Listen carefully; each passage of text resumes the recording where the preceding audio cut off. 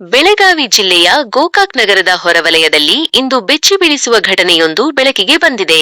ಕಳೆದ ಕೆಲವು ದಿನಗಳಿಂದ ಚರಂಡಿಯಲ್ಲಿ ಬಿದ್ದಿದ್ದ ಅನಾಮಧೇಯ ವ್ಯಕ್ತಿಯೊಬ್ಬನ ಶವ ಇಂದು ಪತ್ತೆಯಾಗಿದ್ದು ಸ್ಥಳೀಯರಲ್ಲಿ ಆತಂಕ ಮೂಡಿಸಿದೆ.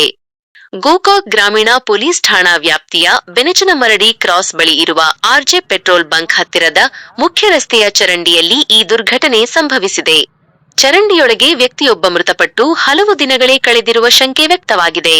ಇಂದು ಅತಿಯಾದ ದುರ್ವಾಸನೆ ಬರುತ್ತಿದ್ದ ಕಾರಣ ಸಾರ್ವಜನಿಕರು ಗಮನಿಸಿ ಪೊಲೀಸರಿಗೆ ಮಾಹಿತಿ ನೀಡಿದ್ದಾರೆ.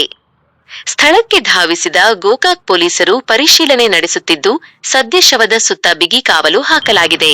ಮೃತ ವ್ಯಕ್ತಿ ಯಾರು, ಎಲ್ಲಿಯವನು ಎಂಬ ಬಗ್ಗೆ ಇನ್ನೂ ಯಾವುದೇ ಸುಳಿವು ಸಿಕ್ಕಿಲ್ಲ. ಈ ಸಾವು ಕೊಲೆಯೋ ಅಥವಾ ಆಕಸ್ಮಿಕವಾಗಿ ಚರಂಡಿಗೆ ಬಿದ್ದು ಸಂಭವಿಸಿದ ಅಪಘಾತವೋ ಎಂಬುದು ತನಿಖೆಯ ನಂತರವಷ್ಟೇ ತಿಳಿದುಬರಬೇಕಿದೆ. ಸ್ಥಳದಲ್ಲಿ ಬಿಗುವಿನ ವಾತಾವರಣವಿದ್ದು ಹೆಚ್ಚಿನ ಮಾಹಿತಿಗಾಗಿ ಪೊಲೀಸರು ತನಿಖೆ ಮುಂದುವರಿಸಿದ್ದಾರೆ.